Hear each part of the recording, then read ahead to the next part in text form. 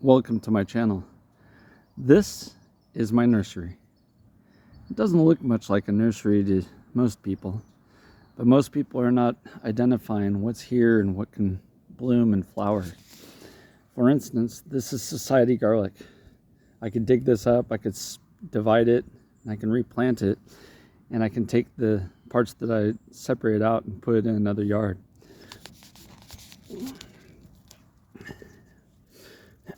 This is an ice plant that has a very beautiful flower. I can do the same thing. I can cut it, I can divide it, I can replant it. Calendula. Calendula makes a bunch of flowers, and each flower produces a bunch of seeds. This is a great plant in Monterey, California. This is flax. This creates a beautiful little tiny blue flower. Some of them are red, and it gives me quite a few seeds per head.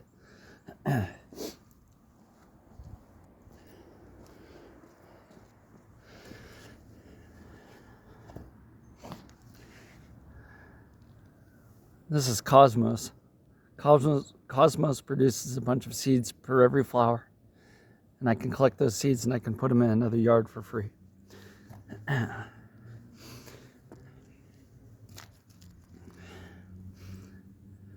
Here is the flower having gone to maturity for a flax and turning into a seed pod. There's something like 6 to 8 seeds in there. This is what the flower looks like originally. A beautiful little flower. This is garlic.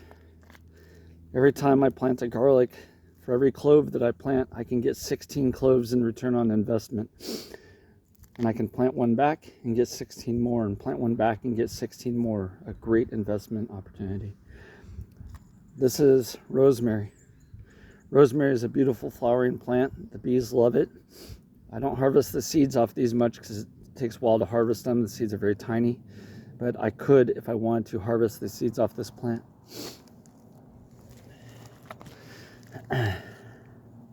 This is baby sunrose. Baby sunrose is a great little plant in desert-like climates that don't freeze too much. They don't like frost, so our Mediterranean climate really works well for baby sunrose. But, oh, there goes my visuals. But the baby sunrose produces a flower and then produces a seed pod and is a good return on investment. This is citronella, or scented geranium, and it produces a teeny tiny little flower, pretty flower, and produces seed heads with every flower. I believe this is rock rose, but I'm not quite sure until it flowers. I was not the one that planted this. This is goji berry. In the event that this flowers and produces goji berries, each goji berry can have 20 seeds per berry.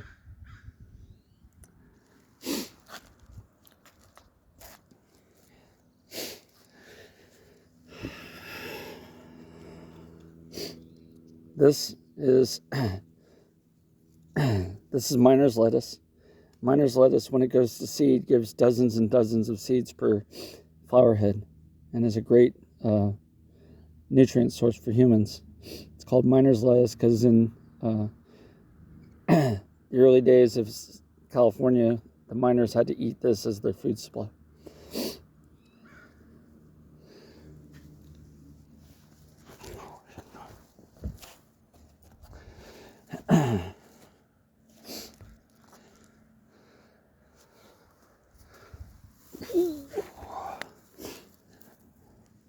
Lavender. Lavender is well known for its seed heads. Every one of these flowers produces a seed head, and each seed head produces dozens of seeds.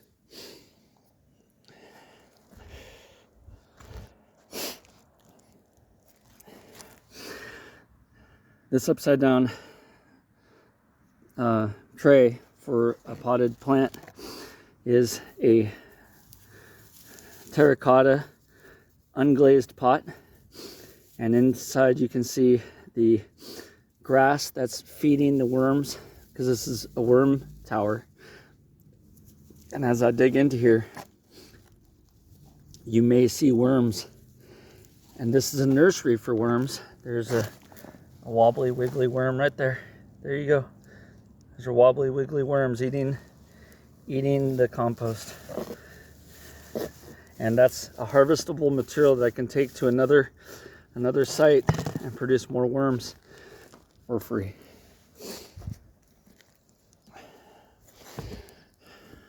This is rosemary in full bloom, and you can see compared to my finger, these are teeny tiny little flowers. Very, very hard to wait for the seed to be produced, but it could be done.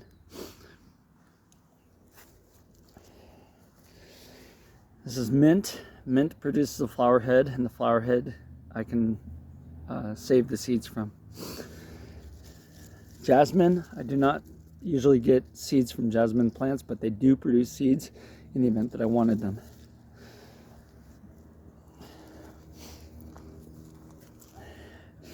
This is a mulberry tree. In the event that it ever flowers and produces fruit, I can take the fruit and I can take the seeds from that fruit and I can grow more mulberry trees.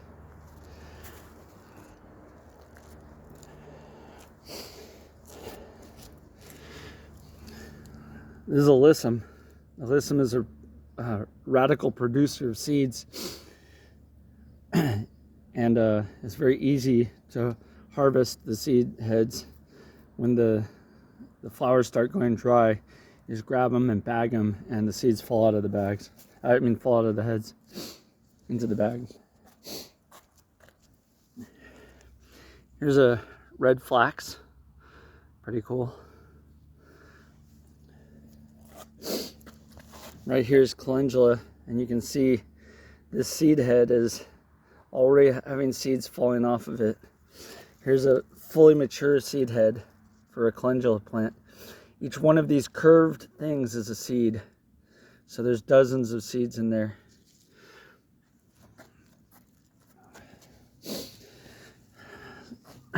Sunflower. For every sunflower that goes to full growth, we can get dozens of seeds off of the sunflowers.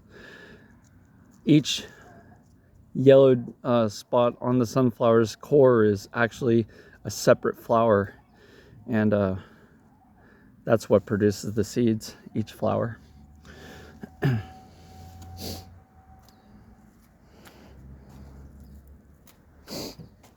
This is a small little zone, and yet we have dozens of plants in here.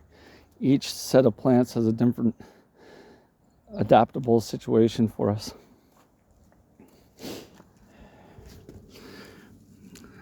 This is bachelor's button, a favored plant by women who are doing dried flower vases. So this is one of the more popular flowers for dried flower design. I've never collected the seed heads off of the bachelor's button, but it looks like it goes to self-seeding.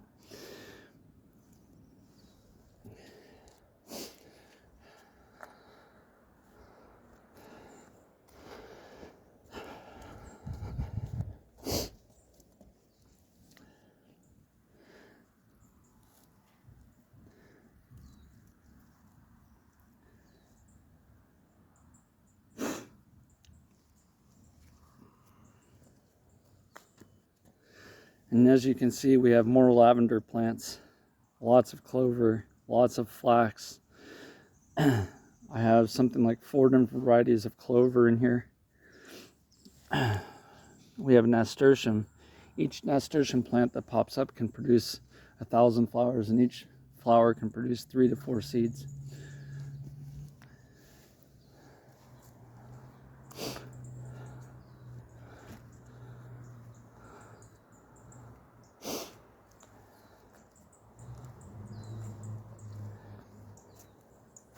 If you can use your imagination to extrapolate how many seeds are coming, I don't think I could handle everything all at once. It would be a lot.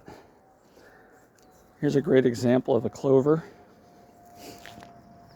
in full glory. There you go. 4-leaf clover in all its glory. 1, 2, 3, 4.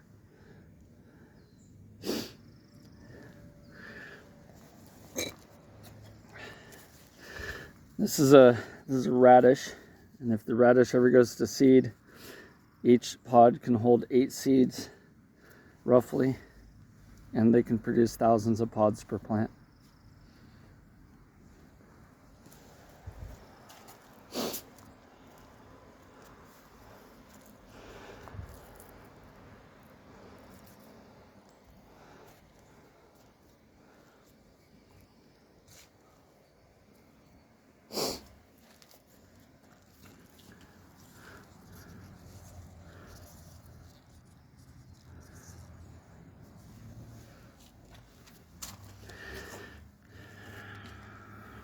This is rock rose, and it can produce seeds.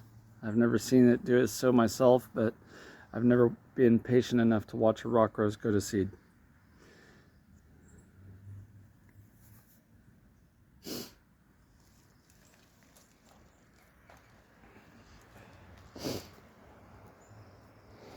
This is a small front yard and backyard of a property. And we have a diversity that's ever increasing. This is snapdragon, a very popular flowering plant, and it produces seed heads after it flowers. Each seed head can hold 6 to a dozen seeds. Very popular plant for ornamental gardens. You can see the number of garlics that I put into the ground. It's every week I put in about another 160 garlic cloves. More nasturtium, more succulents. Succulents can be done by division. I can break them up and I can replant them in a new yard for free. And there's 3 or 4 different varieties of succulents in here. There's jade and hens and chicks, and a few others that I don't even know what they are. I just know that they're succulents.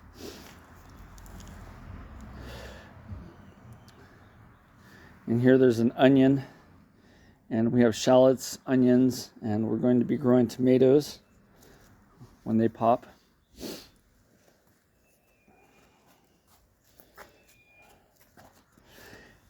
And here's potato right next to a sweet potato. We're just going to cover that up a little bit, give it a little bit of protection from the sun so it can start its germination process. And here's another, this is going to be another worm tower. This is a larger terracotta pot. And in that terracotta pot, you're going to see that I'm putting organic material. This is a dragon fruit with a bunch of seeds in it. And that's going to fertilize this area around it with worm manure. And to keep the birds off the worms, I'm just going to take a pot or a base to a pot, and I'm just going to cover it up to keep the sun off of them, keep them from dehydrating too fast, and keep the birds out. And you can see a sweet potato there and an onion right there. That's an onion right there. There's a sweet potato. And this looks very chaotic because it is, but that's because I don't want it looking like a normal standard garden. I'm working off of water design and water flows, and what I've done is I've installed what are called swales. And swales are ditches on contour that are level to hold back water from flowing downhill. And this right here is a contour ditch that's perfectly level, and it's been filled with sticks and debris from the trees in the area, and I'm already starting to grow materials through it, and the sticks will eventually rot down and become a humus material. And you can see the water flow comes from this corner and it comes down here and it flows into this spot, and it goes left into the swale, and it goes right, and then eventually goes into that drain, And when it doesn't overflow into that drain, it overflows into the next set of swales. And this is a fairly flat spot. So this is the catchment of the swale right there. It's catching the debris. And then it overflows into the next swale and on down in steps to get down to the lowest point on the property, which is that corner right there. You can see the deep spots where the water is settling, as these are little pools when it rains really hard.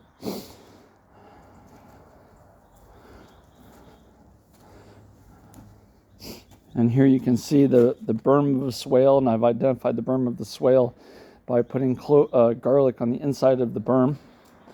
And here's another berm of another swale, and again the uphill side of the berm is where I planted the garlic.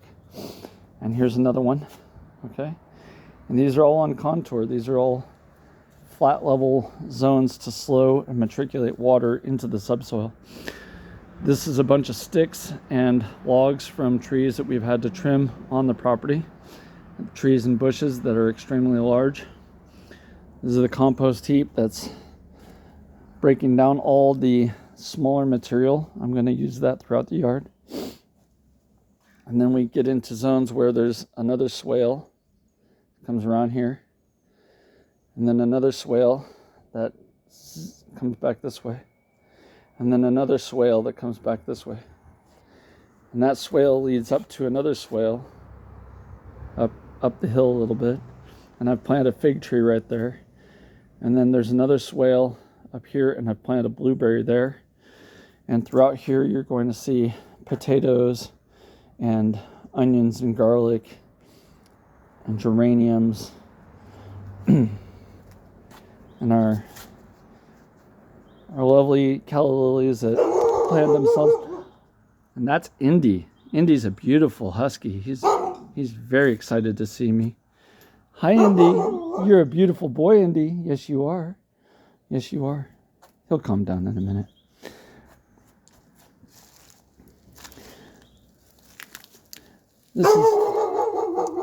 This is a potato that's finishing off right here. You can see it's finally dying out, so it's harvestable. Yeah, you're a beautiful boy, Indy. Yes, you are. You're beautiful. He's very protective of his zone. It's okay. He's allowed to do that.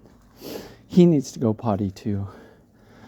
You can see that this compost here is pretty dark. It's breaking down all the green material and the woody material. This is almost usable in the garden as compost. It's not quite broken down far enough yet. The hard leaves right here are oak leaves. These are very difficult to break down, so it takes longer. Anything that's a stick like this takes a long time to break down in the compost, so interesting stuff. And I'm adding charcoal mass to the compost, and eventually I'll break this up in future renditions.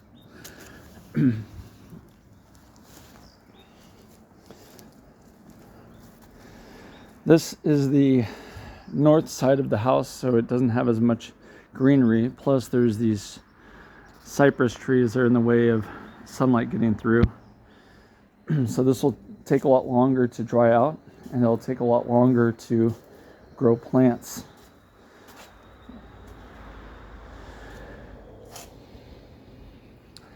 Eventually this fence line right here is going to get grapes on it, and those grapes will travel across this fence line, and we'll set up the fence line for those grapes. And then our neighbors will get grapes, and we will get grapes, and we will have more grapes along this fence line here, as well as blackberries and boysenberries. This is the nursery. This is how we start. This is where we move from point A to point B. This is how we get production up and operating. And this is using design and permaculture techniques.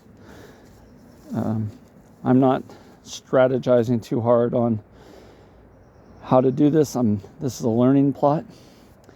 This zone right here where you see all the lushness, this is our desert zone during the summer. This whole zone becomes infertile and desert-like. Up there we have less desert-like conditions, even though it's the tallest point on the property. But this point down in here, the bedrock's very close to the surface, so it evaporates moisture fastest. And down here we had the deepest topsoil layer because the gophers had moved the topsoil from the street side all the way down the hill over 30 years, and they'd put it all right here in this zone. So this zone is very deep in organic material and topsoil. We're slowly moving all that topsoil up the hill, and we're putting it in our swale sets, and you can see our swale mounds are still mildly identifiable throughout the yard, even though there's plants growing throughout all of it. I put a lot of clover and plants that will stitch the ground together out here, and everything that dies just gets trimmed to the ground. It doesn't get yanked up unless it's a grass, and that way we can leave the roots in there and start growing the soil thickness every year. Here's a miner's lettuce that's going to seed soon because it's going to flower. And there's the little flowers on the miner's lettuce. And miner's lettuce tastes a lot like spinach. It's very, very delicious.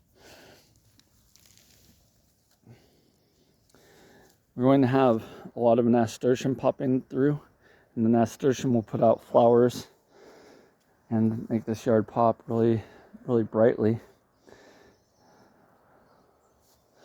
Sometimes you're going to see weeds that I've yanked up. These are grasses that I'm laying dry in the sun, and these just turn into compost at the surface level. I don't mind this particular grass too much. It's not a obnoxious grass where it's going to harm a dog or a cat with the seed heads, not like rye or wheat. But it just becomes ground cover elsewhere. I could put that in my worm towers, which I do, so that way the worms get something to nom on.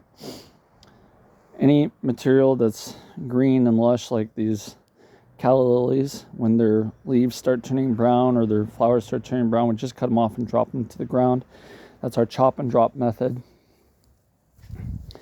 The summer months, when we require more water, we're using a soaker hose. I don't prefer a soaker hose, but this is the only way to get this volume of land to get wet enough to keep things growing. It's not accurate enough for my purposes typically, but on this property it was the only thing I could do without having a sprinkler out here and wasting a huge amount of water due to evaporation. It was too expensive to install drip emitters at every plant. There's just way too many plants, and the cities aren't allowing us to use sprinklers during the day. That's why I want the ground covers up, to reduce the evaporation. When we have ground covers and we have soil coverage with humus material and mulches, we can reduce our watering by 10 times. Bare soil evaporates 10 times more water than covered soil. Over here we have an interesting zone problem. We have this beautiful wall that's reflecting heat, and it's drying out the soil level here within 10 feet of the wall pretty significantly. And you can see that there's bare spots, and those bare spots are not on the other side here. Same soil, same structures, and the bare spots are not over there, which is the same rough elevation and zoning. What's happening, as far as I can tell, is the heat from this wall is reflecting and drying out the soil here. So I'm working on getting more plants installed that are bushier, that are more drought resistant in these zones to cover the soil so it doesn't dry out so fast. So far we've been very successful. So this is the nursery. This is how it works. It's very complicated in its structures and forms, but very simple in its idea. We install our swales, we install our drip emitters or our water systems, Then we install our plants. Most of this is from scattered seed, from bags of seed, and we went through the process of planting specific plants for their flowers and their ruggedness. And we will be able to harvest these seeds and start another plot almost for free. Just the labor to harvest the seeds, store the seeds, and then put them in the ground in the next plot. There you go. This is how you produce a nursery when you don't have one. Have a great day.